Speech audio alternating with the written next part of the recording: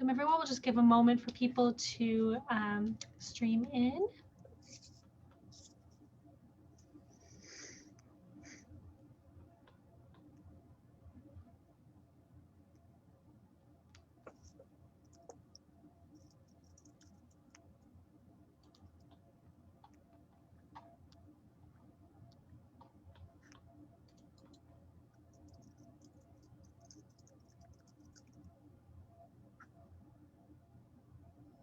All right.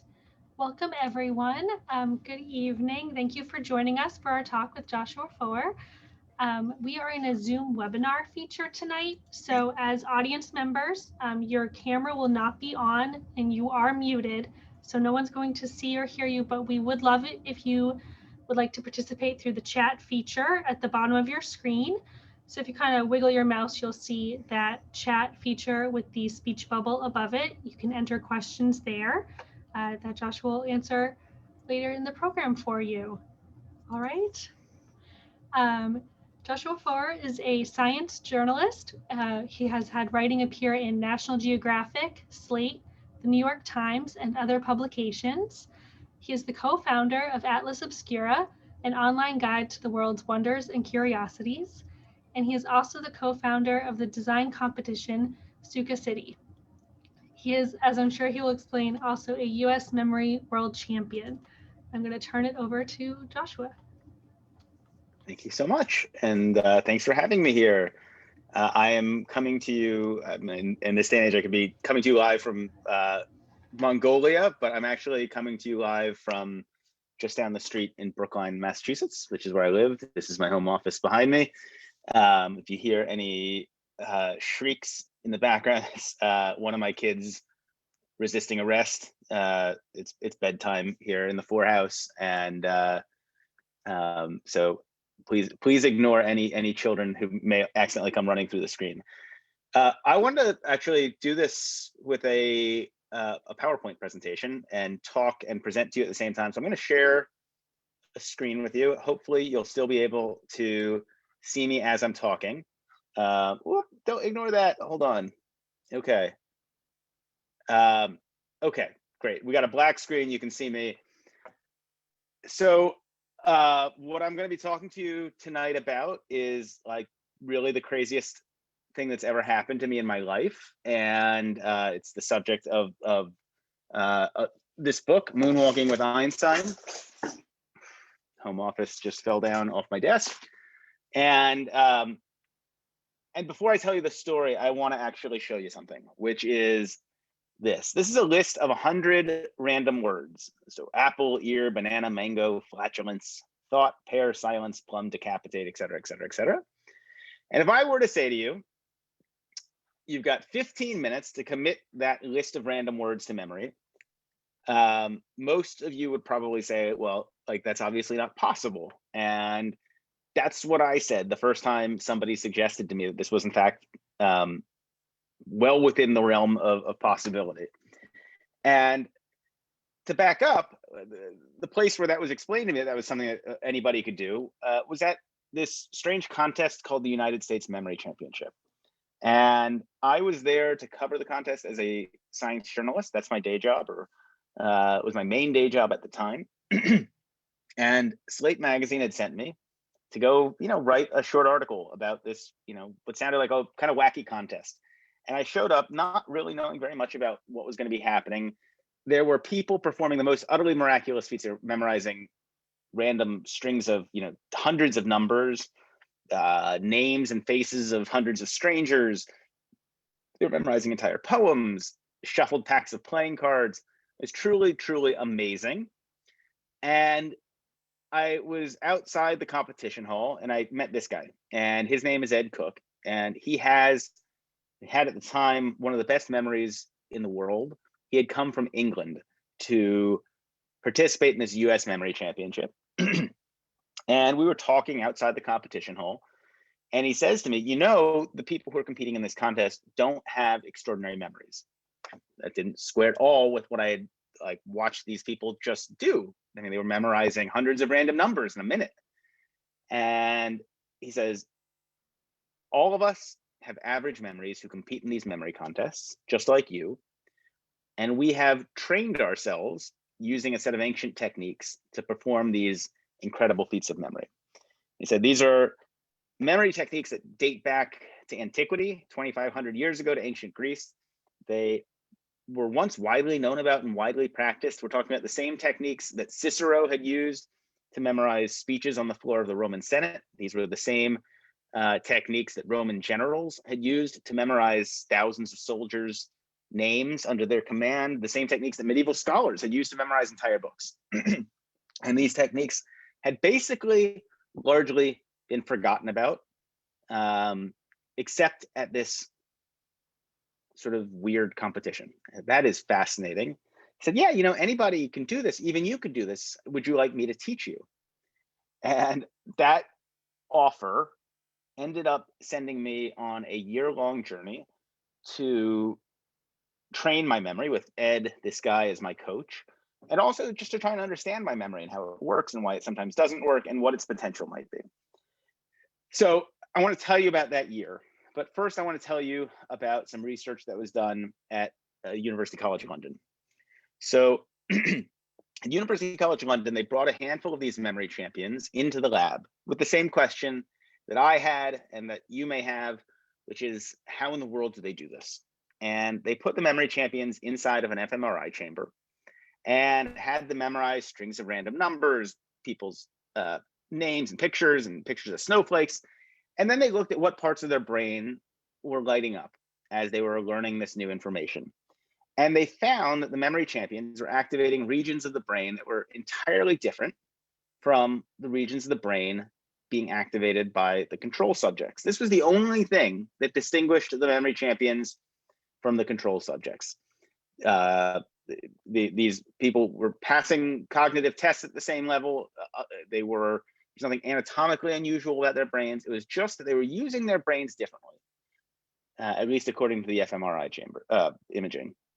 And as it turns out, the regions of the brain that they were activating when they were encoding new information were the same regions of the brain that are associated with visual and spatial memory, the same regions of the brain that you'd be using if you were riding your bike around the neighborhood or taking a walk and navigating, which is kind of interesting and kind of strange. Why is that the case? And we're going to come back to that in a minute.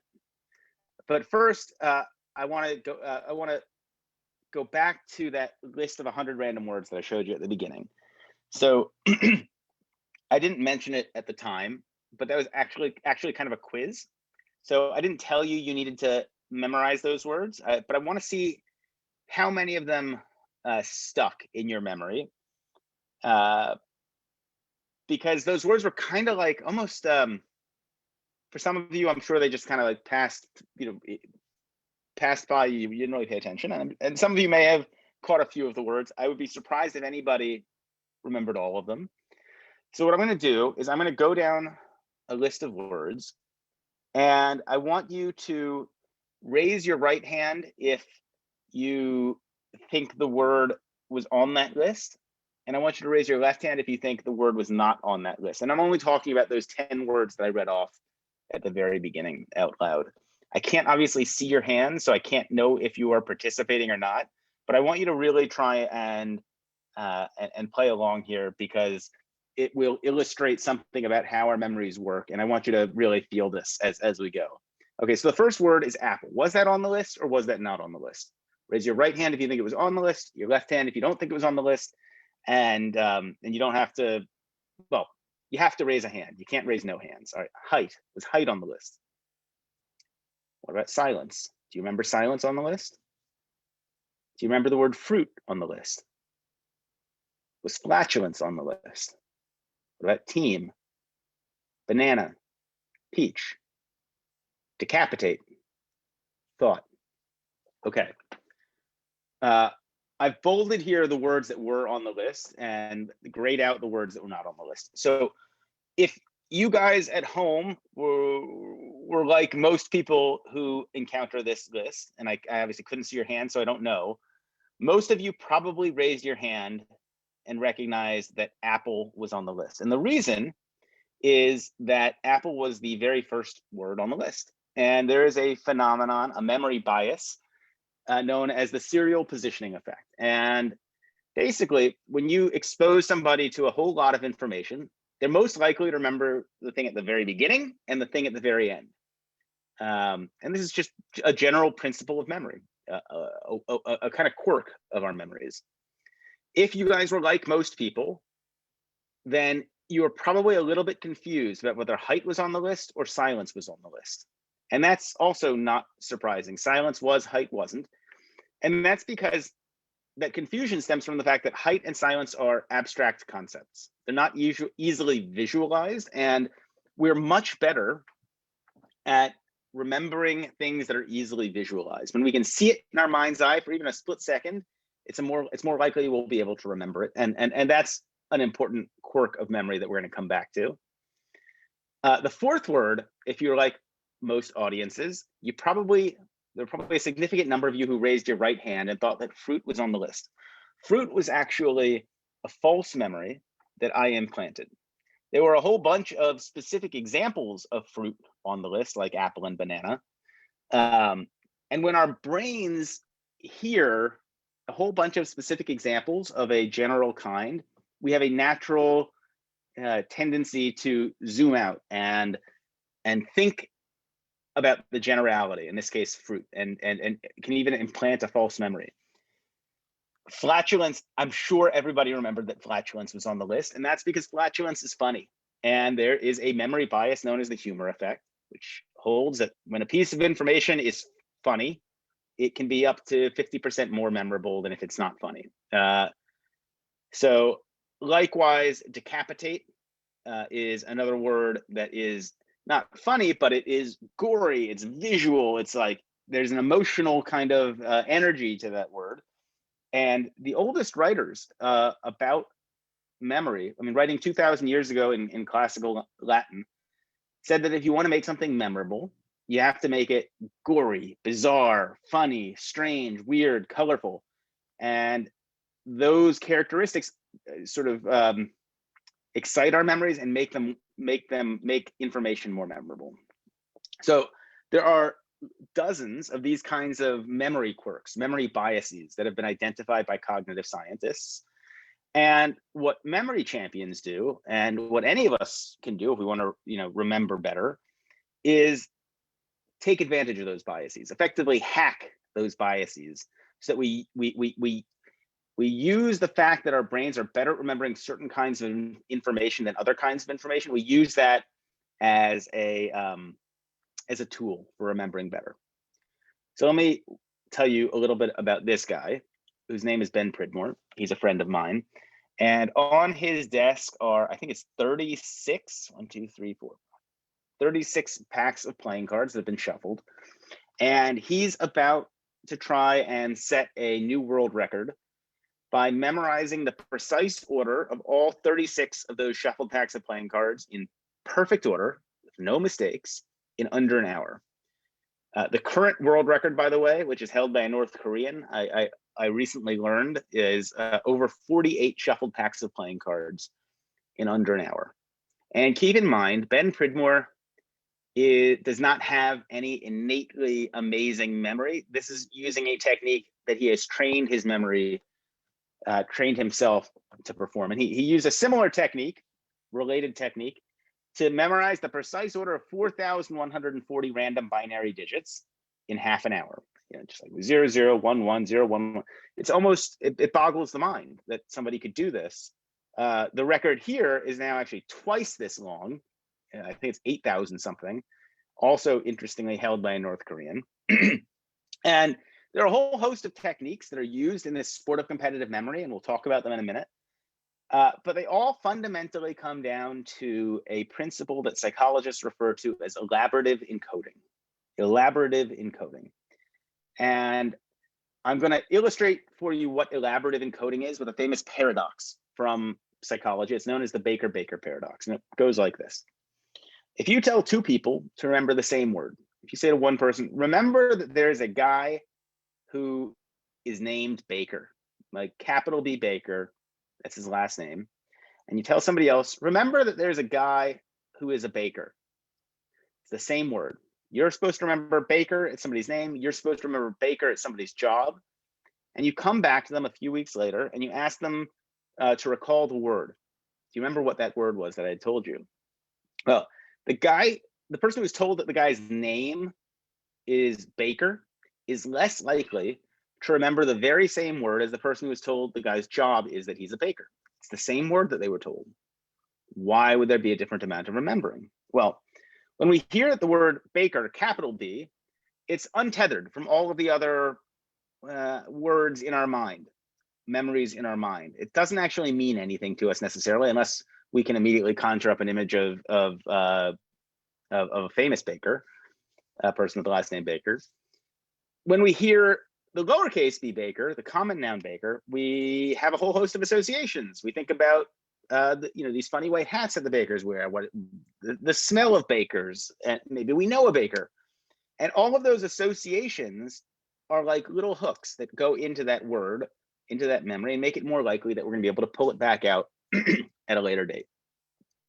So the entire art of these memory champions, of the entire art of memory, and the art of remembering better and better in everyday life, is fundamentally about figuring out ways to transform capital B bakers into lowercase b bakers, to take information that's untethered and connect it to other memories, ideas, notions floating around in our minds, so that we can pull that memory back out at a later date. So let me give you a very specific example of how this is done.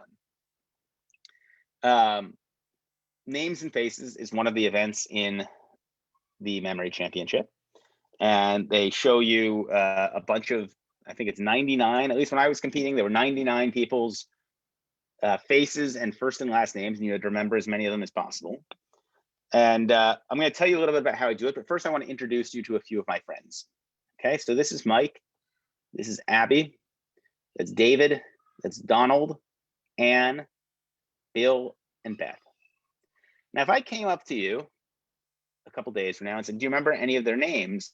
I think the chances are slim that you would remember more than one or two of them. And so I want to teach you now how a memory champion would try and remember those people's names if you met them at a party, or I guess these days, over Zoom. Let me show you what I would do. And first, I want to just say that there are really two principles to remembering people's names better. The first principle is you simply have to be paying attention. So Samuel Johnson said the art of memory is the art of paying attention. And most of the time when we don't remember somebody's name, it's because we just didn't hear it properly, the one time that they came up, that they said their name. Because we're so busy thinking about whatever we're going to say back to them, however we're going to, establish that we are clever or likable or endear ourselves to the person, that we're not really listening to their name. And there's just nothing that matters more to people than having their name remembered. It shows that you care. And so when I meet somebody, when I'm trying to remember their names, the first thing that I will do when I meet them is I'm just saying to myself, what's this person's name? What's this person's name? What's this person's name? So I'm forcing myself to really pay attention when they say their name, that one time they say it, right? People don't introduce themselves multiple times, they introduce themselves once. The second rule is that you have to find some way to associate that person's name with something about their physical presence, their physical being, that will allow you to form an association that will get you from their face or their body or how they walk or something about them back to their name. So here's Mike. I meet Mike. I say, what is distinctive about Mike? Well, he's got this, rather impressive beard, kind of beard I wish I could grow, but I can't. And so I take a moment in my mind's eye to picture Mike with a beard full of Mikes. And just that kind of silly, bizarre image, taking a second to visualize that in my mind's eye, is making an association that makes it more likely that I'll remember his name next time I see him. Likewise, Abby. I look at her, I say, what's special about Abby? She's got these big, beautiful eyes. I'm going to imagine a bee stinging her eyes. And how upset she would be, and I want to really try and feel what that would be like, and hear how she would scream, and try and imagine just how terrible that would be, because the more emotion and color and the more senses that you can be brought to bear on that memory, the more likely it is you'll remember it later. Some other advice that comes from the ancients is, if you want to remember somebody's name, you can connect that person to somebody else who has the same name. In this case, David and David. This really works best. I'm sorry to say this, when you're a judgmental human being, because you're constantly meeting people and sort of evaluating what is unusual about this person, what's wrong with this person, what's strange about this person, how can I, like, what am I gonna latch on to? With Donald, I say, what's wrong with Donald? He doesn't have any eyebrows, so I'm gonna give him a pair. And she's got this beautiful head of hair. I'm gonna imagine it crawling with ants. And really try and visualize how terrible it would be to have a head full of ants. Bill, his nose is a little crooked. I'm going to give him a bill. Clara, well, I'm just going to imagine Clara playing a clarinet. I'm going to visualize that, hear it, really create a memory of that. And you can do this with all kinds of names. Jim is at the gym. Alice is at has head lice. Ben, Big Ben. Doug, digging with a shovel. Barbara, barbed wire. Alex, Alexis. Carol, Christmas Carol. Some memory champions will have lists of hundreds and hundreds of the most common names. There's just always an image that they associate with that person who has that name, and they can do it really quickly. But it doesn't have to. You don't have to do that. You can just take a second in your mind's eye and think, like, what does that person's name sound like? Okay, let me figure out a way to associate that with that person. All right, so let's go back to those people that I asked you to meet early on, and see if you can remember their names. Do you remember this guy's name? Mike, of course. Abby, do you remember him? David, Donald, Anne, Bill, Clara. Now, I'm sorry, Clara. Beth. That's the one. That's the risk. Clara with the Beth with the clarinet. Clara with the clarinet. Excuse me. You know why I'm getting confused? Because this is so funny. Claire used to be Beth in another version of this, and Beth used to be in the bath. And I gave this presentation in Saudi Arabia, and I felt like it was not appropriate in Saudi Arabia to put Beth in the bath. So I changed her to Clara, and now she's playing the clarinet. Okay. So now the memory champion has already forgotten somebody's name. Now we're going to do talk about one of the oldest examples of transforming capital V bakers into lowercase b bakers. And that's called the Memory Palace. And the story behind the creation of the Memory Palace is told in this image. So the story is that there was a Greek poet named Simonides who was attending a banquet where he was the hired entertainment. He had been invited to deliver an oral poem, and he's leaving the banquet hall. And at the moment he does, the roof collapses and it kills everybody inside. And not only kills them, it mangles the bodies beyond all recognition. So nobody can say who was buried where. The bodies can't be properly buried.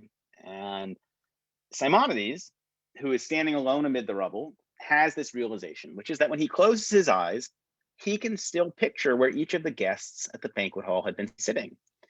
And what he figured out at that moment was something that I think we kind of intuitively know, which is that as bad as we are at remembering people's names, at remembering phone numbers, at remembering word for word instructions from our spouses, most of us have really great visual and spatial memories. And this comes back to why those memory champions were activating regions of the brain associated with visual and spatial memory.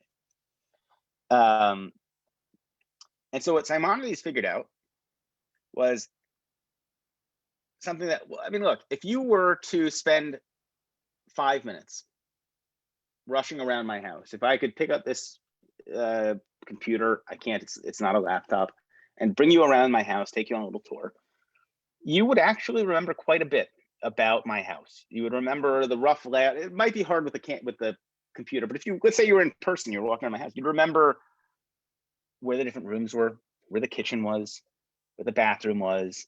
You'd remember where the couch was located. You might remember what kind of art was on the wall. You'd walk out the door after just a few minutes with a whole lot of memories, a whole lot of data, really, that you were remembering. And we don't register that as a feat of memory, but if you think about it, it kind of is. It's a lot of information. And so what Simonides said was, okay, what if instead of remembering where all the furniture was in Josh's house, what if we put images, visual images of the things that we want to remember in different spaces inside of the house? Then when it comes time to walk through the house, instead of remembering where Josh's couch was, I could remember, say, the words of a poem or whatever it is that you want to remember. That's the basic idea of the memory palace. It is a little bit hard to understand without actually doing it. So what I want to do is walk you through this. And I'm going to show you how a memory palace is used to memorize a list of information. All right, so we're going to pretend that we're trying to commit to memory a shopping list, right? And what I want you to do is close your eyes and picture yourself standing outside the front door of your home, okay? And the first item on the shopping list is milk. So what I want you to do is picture yourself standing outside the front door of your house and having a gallon of milk poured over your head, and think about how it would smell and how it would taste and what it would feel like to have all that milk dripping all over you, and then walk into your house. The second item on the list is eggs. I want you to imagine imagine a chicken juggling some eggs, because if you saw that, you would never forget it, right? That's like a totally indelible, weird memory. And I want you to picture that chicken juggling eggs just inside the front door of your house. And then I want you to turn to the left and go into the next room of your house and picture spaghetti. Picture Chef Boyardee breaking some spaghetti, dropping it into a pot of boiling water. The bubbles rise up. You can hear the crunch of the spaghetti breaking. And then go into the next room. And in whatever that next room of your house is, we're now in the dining room for me. I want you to picture the most attractive, most beautiful person you know bathing in the nude in a tub of cottage cheese, a giant tub of cottage cheese. Okay. And then go into the next room of your house, and I want you to, the word is bananas. I want you to picture bananas all over the floor, banana peels, and somebody slipping on the bananas and falling and hurting themselves. And then in the next room of your house, the word is olive oil. And I want you to picture olive oil, like the cartoon character from Popeye, pouring olive oil all over the floor, and then Popeye coming in and just belly flopping across the floor and sliding away on the olive oil. And then the last word is pita.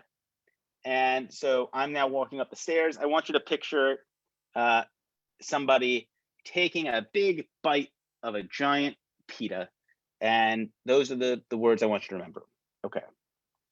So now we've just created a memory palace. And if we were to go back to the front door of your house, I think you would find that you can probably still see the word that you were supposed to remember there. Of course, it was milk. And if you walk inside that door, you're in your mind's eye walking through the architecture. The word is eggs. And then the next room you're going to enter, the word you're going to see there is spaghetti. And then in the next room, you see cottage cheese. Then the bananas, remember, slipping on the bananas, and olive oil, and the giant pita. And so that was 7 words, which may not seem like a very impressive list to remember. But having memorized 7, do you see how you could actually just keep going? You may think, well, wait a minute. 100 words is a lot, is, you know, a big difference. It's a lot more than 7. But what I discovered very quickly, having learned this technique from Ed Cook, and what I think you will discover if you try this, is that it becomes an almost trivial matter to keep going. Like, the limit is how big the house is. Like, this doesn't work very well if you live in a studio apartment in New York City, but if you have a house, or can picture yourself inside of a big building that maybe it's a school or an office building, and you walk around, is like shockingly effective how well this technique works. And it's not a huge deal to go from 7 images to 100. Okay, so these techniques were not invented for remembering shopping lists. They were actually invented for remembering speeches and oratory and rhetoric. And the idea, which Cicero talked about, was, if you're going to memorize a speech or a toast, or anytime you really have to get up in front of an audience, don't try and memorize word for word. You're just gonna forget it, and you're just gonna forget a word. You're gonna trip yourself up. You're gonna sound like robotic. I don't know if Cicero used the word robotic, probably not, but you get the idea. And I'm sure you've experienced this if you've tried to memorize a speech word for word. That you never come out sounding natural. What Cicero said is, if you want to learn a speech, create a memory palace. And what you do is you create an image representing each of the main topics you want to talk about in your speech, and you picture them in the different rooms of a memory palace. And as you're giving your talk, you walk through that memory palace, and it becomes a kind of a blueprint for your speech.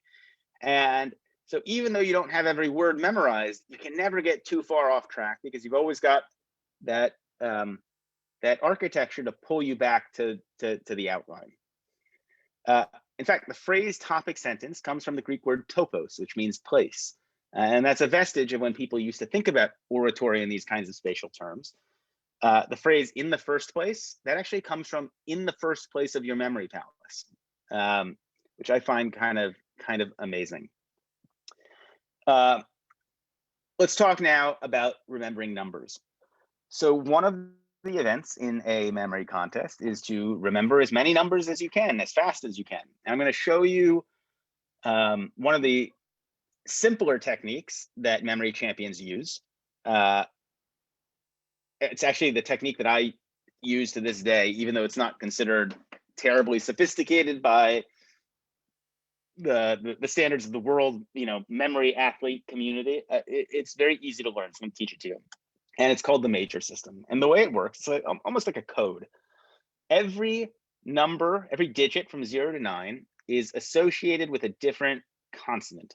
So 0 is S, 1 is a T or a D, 2 is N, 3 is M, 4 is R, 5 is L, 6 is a sh or a ch sound, 7 is a k sound, 8 is f, 9 is p.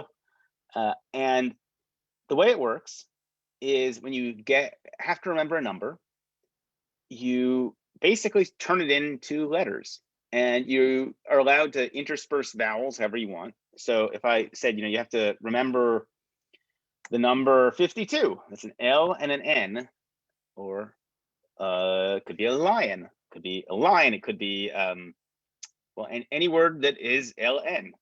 If I said remember the number 92, it could be a pen, it could be somebody named Ben, it could be a pin. You can choose whatever you want to turn 92 into. 14, T or a D, and then an R could be tire. And the way it works is, if you have to remember a really long number like 529,214, well, that's just 52, 92, 14, or a lion drawing with a pen on a tire. So it takes a few minutes, maybe more than a few minutes, to memorize this code, right? Like, you got to do some upfront work. But once you've learned it, you can use it forever. And I use this really, anytime I'm parking my car, anytime I am checking into a hotel room, for credit card numbers. It's a very quick way of making any kind of a number more memorable. So this is what a memory championship actually looks like. It's like a bunch of people taking the SATs. It's people sitting behind desks, and this is as dramatic as it gets. Somebody, like rubbing their temples. And I recall was there at the U.S.A. Memory Championship as a science journalist, and I'm trying to tell a story. That's what I do as a journalist. I'm trying to, find drama, find tension. And it's very hard to access that when this is kind of the entire scene. And so I realized if I wanted to be able to tell the story of these memory championships, I kind of needed to walk in their shoes a little bit. And so as I mentioned, I started trying to train my memory, and I got really into it. And I got really into it because it was surprisingly fun. And the reason it's fun is that you're not actually training your memory. What you're doing is you're training your ability to come up with these wild, funny, crazy, weird images as quickly as possible in your mind's eye.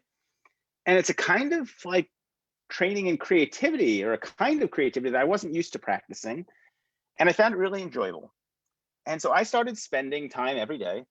I would wake up in the morning, have my coffee, read the newspaper, and then try and remember something.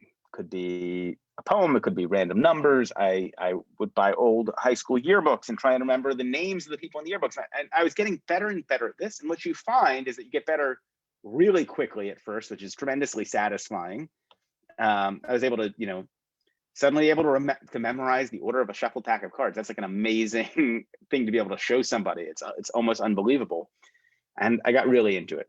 This is a picture of me that ran on the cover of the New York Times Magazine, wearing the standard competitive memorizers kit. So, and actually, you know what? Hold on a second. If you look up there,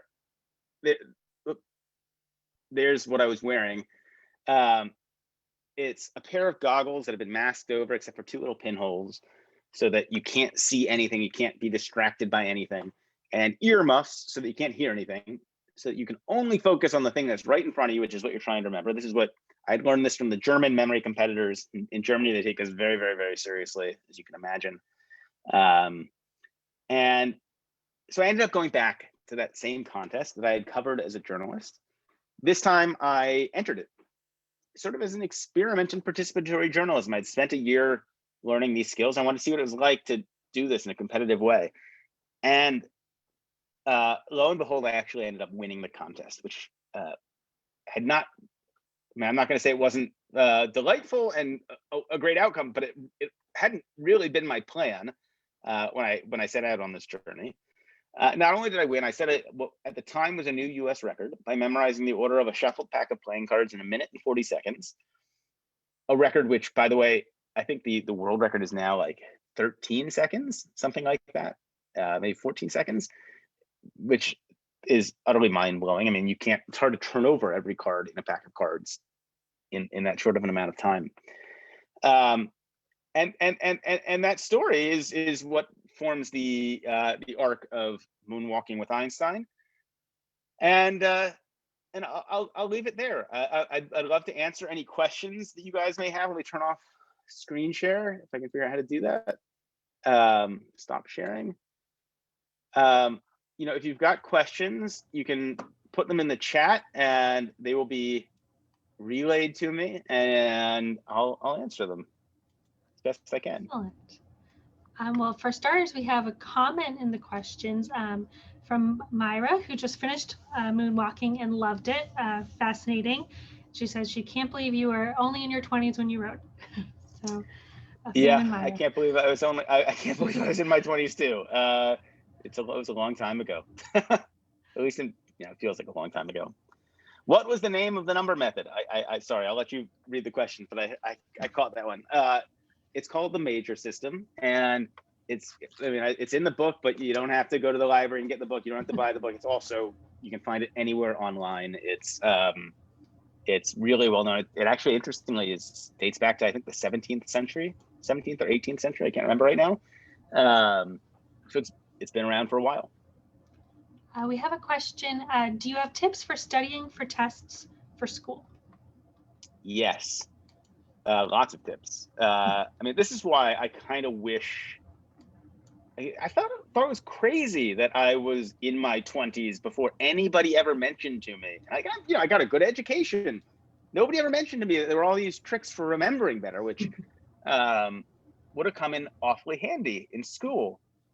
Interestingly, I think a lot of what we're talking about really does fall under the sort of the category of study skills. And I think bright students often figure this stuff out without necessarily having the names to put to it, or the idea that there's like some old technique. But you know, the more you can visualize whatever it is that you have to remember for a test, the better more likely it is you're going to remember it on test day. I mean, I think one of the, like, again, this goes in the bucket of study skills, but not everybody figures this out. Like, the really important thing when you're studying for a test is not to spend your time practicing or going over the material you already know. So you want to always be putting yourself right at the edge of what you don't know, and focusing your study time on those parts that are really hard. And don't waste your time reviewing the stuff that you already know. Also, maybe feels obvious, but is not obvious to everybody. And then lastly is don't do it the night before, right? Cramming is like, if you want to make information memorable for the long term, you have to encounter it, go away from it for a while, re-encounter it, go away from it for a while, re-encounter it. It's known as spaced repetition. And of all the things we know about how memory works, like, that is far and away the most important principle in learning new information. All right. We have a question from Casey. Is it truth or myth that walking through a doorway can cause you to forget? I have found that opening the door of the refrigerator often causes me to forget. I'm like, I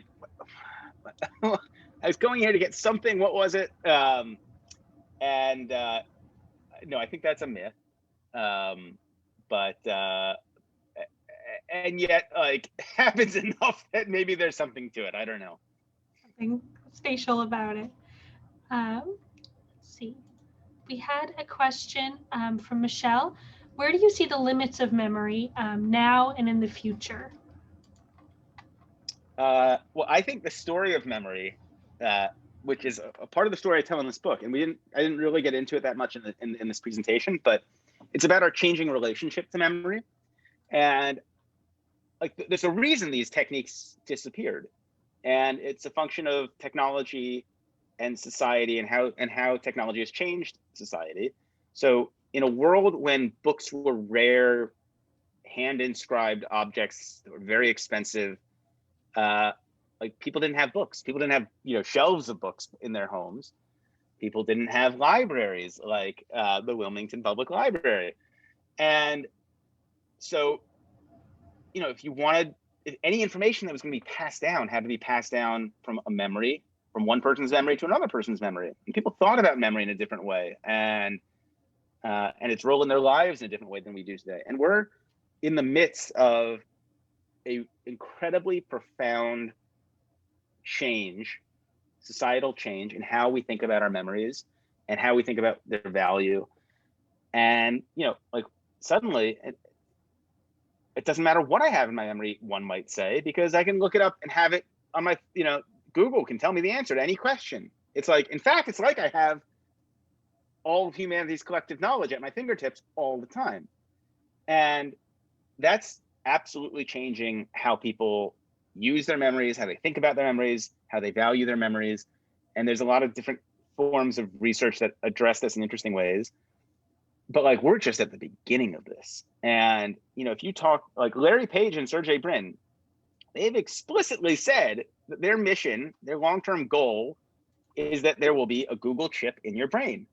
And you'll think of a question and the answer will be there immediately. And you won't have any of this messy interfacing with a phone and using your fingers or using a mouse. That's where we're headed as a society. I almost want to say whether we like it or not, because there's the technology is driving us. We're not driving the technology anymore. And it's going to change us. It's already changing us, and you can see evidence of it, I would say. One question I had is, do you still use these techniques in your day-to-day, would you say? In limited ways, yes. So I'm no longer in the business of memorizing decks of playing cards. That turns out to be of limited use. But I definitely use those tricks for remembering numbers all the time. And they really are. I would say a lot of this stuff can be oversold. That's a legitimately useful trick in everyday life. The place where these techniques are most valuable, I think, is the area in which they were invented, which is speaking. And not everybody has to get up and speak in front of an audience every day, but everybody does have to do it at some point, right? Like your brother's getting married, or like you got to give a presentation to the boss. And these techniques are extremely effective. This is what they were invented for, is oratory. And it's hard to convince yourself that you can do it. And it's like as much of a mind game to convince yourself that like, oh my God, I can do this without writing it all down. And I'm going to try and do this using the memory palace. But if you can do it, it is like pretty transformational, I think, for one's public ability to present in public. We have a question from Michelle. Did you find that it was best to have one area of memorization that you would continually work on, like memorizing the order of cards or practicing many exercises for memory? I was kind of all over the map, just because really when I was doing this in this very intensive way, it was as a journalist and wanting to just understand how it works and like what it would be like to try this. And so it wasn't until the very, very end, like the month or two before the championship, when I was like starting to look at my scores and like, those are pretty good scores. I might be able to make a go at this, that I started to get really, really serious about it, and then maybe became a little bit more rigorous, and like all my competitive juices kicked in. But for most of the time, I was a little bit all over the map. Yeah, I was gonna ask, is it kind of like, there's the term memory athlete or mental athlete. Like, if you wanted to take this championship again, would you have to get back in kind of like mental fighting shape? Like, is there like a daily regime you'd have to do? Yeah, I'd have to get into fighting shape. That's absolutely the case. And what's interesting is, when I wrote this book, it was like, this was a much weirder and more esoteric and out there subculture than it is today. So I think honestly, in part, maybe in small part, because of my book, like the world of competitive memorizing has gotten much more. It's expanded, and a lot of that would have happened on its own without my book, I should say. But the people who compete now take it much more seriously than they did when I was, and as would be the case with any sport. And the records keep falling every year. People are getting better and better, and they're inventing new techniques, and it's become a much more global competition. So I wouldn't stand a chance today. I mean, it wouldn't be a year of getting back into shape. It would probably be a couple of years, is my guess, to be able to compete at the highest level. Wow. We have a question. When you were training, how much time did you spend practicing?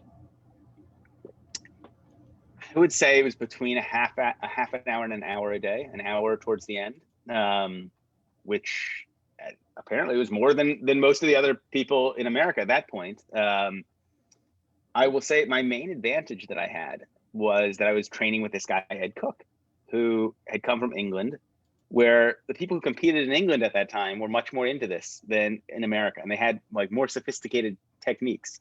And so he was teaching me those European techniques, which are now widespread in America. They've probably even been surpassed, is my guess. But that was like my secret weapon. And that was, it was like bringing a gun to a knife fight when I showed up with my European memory techniques at the American Championship in 2005. Wow. We have a question from Ginny.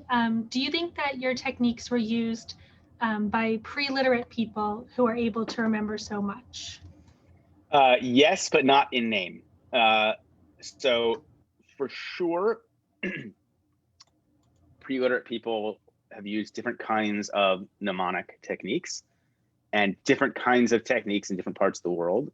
So Aborigines in Australia talk about reading their histories, their narratives across the landscape. And so the like parts of the story happen here, and then another part happened, and so the stories are literally tied to the land in like a memory palace, in a way that makes, you know, the expropriation of land that much more tragic, because you're taking away not just land but also story.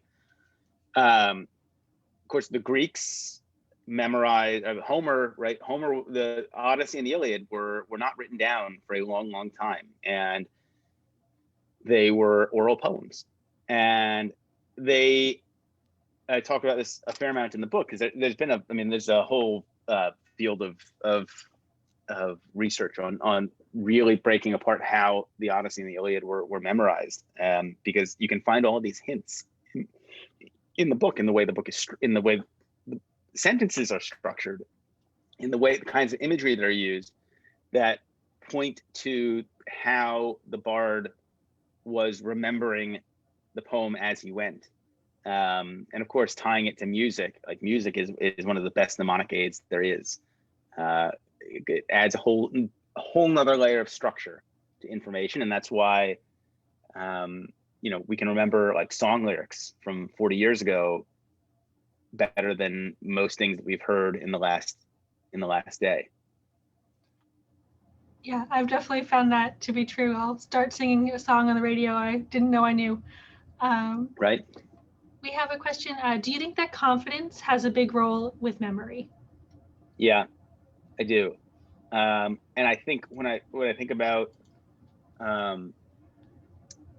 was talking about like a societal change in how we think about our memories. I actually think one of the real changes is that we don't trust our memories.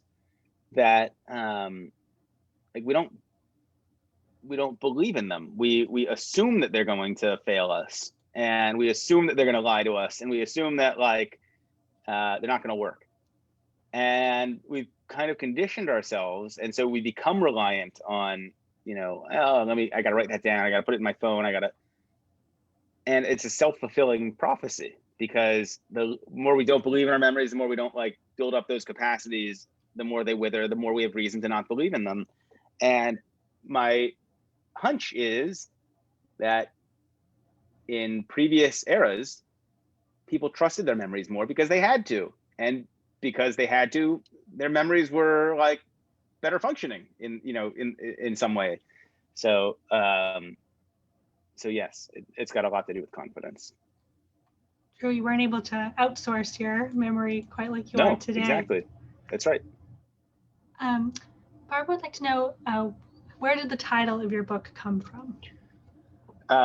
So when I was competing in that U.S. memory championship, I had to memorize a deck of cards. So Moonwalking with Einstein. There was an image that I formed in my mind's eye when memorizing the deck when I won the contest, that I translated a set of 3 cards into an image of myself moonwalking with Albert Einstein. And that helped me win the contest. And it just felt like a kind of catchy title. So it doesn't really mean anything. I would agree, it is very catchy. Casey would like to know, are there different techniques for short-term versus long-term memory? So I should be clear that like these techniques are great at cramming information into your mind. And in these contests, really most of the time you're trying to only remember this information only long enough that you can then regurgitate it, you know, as like, look, I remembered it. And then you don't want to remember it any longer, because I mean, who needs to remember the order of a shuffled pack of playing cards the next day? So these are great techniques for the short term. Like, these are great techniques to use the night before the test, or the hour before the test, but they're not built for long-term enduring memories. If you want to make a long-term enduring memory, there's just no way around it. You got to come back to it. And there are optimal ways to do that, to come back to a memory after, you know, a given amount of time, and then you can come back to it after a longer period of time. And there are actually algorithms for sort of what the optimal way to space out learning are. But that's necessary. That said, I still remember the first deck of cards I ever memorized, because, you know, you always remember your first time. All right, so good for remembering decks of cards and grocery lists, not necessarily for uh, long-term needed information. Or I mean, it can be, but Can be. you gotta come back to it. You gotta revisit it. Yeah. Um, Myra has a question. Did you follow up with the on the savant in your book? Oh boy. So that's a short question with a long answer. There's one of the chapters in this book is about a fellow named Daniel Tammet, who is probably the most famous savant in the world, certainly the most sort of celebrated in the media.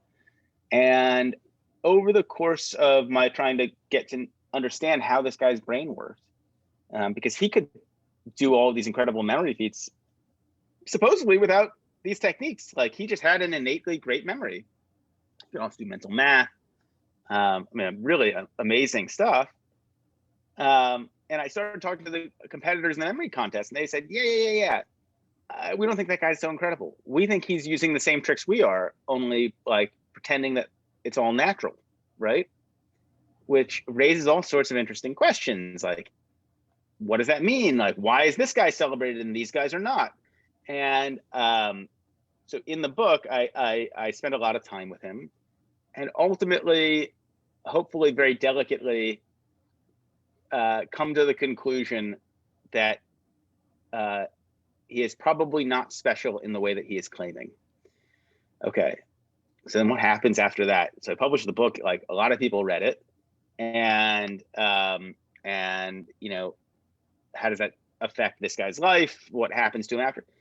You know, he's done quite well for himself. He's kind of, from what I can tell, and I haven't talked to him obviously in a long time, sort of pivoted his self-identity. He's no longer, I think, really identifies publicly as a savant, but he's like written some books that have about math and about other subjects that have, I think, done reasonably well commercially. So, you know, there's a second act for everybody, and I genuinely wish him well. And yeah, I guess that's the short version of probably a much longer story. Christopher would like to know, have you ever forgotten a significant other's birthday or an anniversary? Thank God, not yet. But I will say this, and this might be a good place to end. You know, these memory techniques, like, they do not improve any sort of general underlying memory ability. These are techniques that work because they make you work. And just to illustrate that, the day after I won the U.S. Memory Championship, I went out for like a celebratory dinner and drinks with some friends. And I'm walking in my house after dinner, U.S. Memory Champion. It's only as I'm walking in the door that I remember that I took the subway home, even though I had driven to dinner. So, like, you know, if it can happen to the U.S. Memory Champion, it can happen to anybody. And we'll leave it there on that note. And thank you so much for having me. And I hope to visit the library one day in person. And we look forward to having you. Thank you so much, Joshua, and have a good night, everyone. Thanks. Have a good night.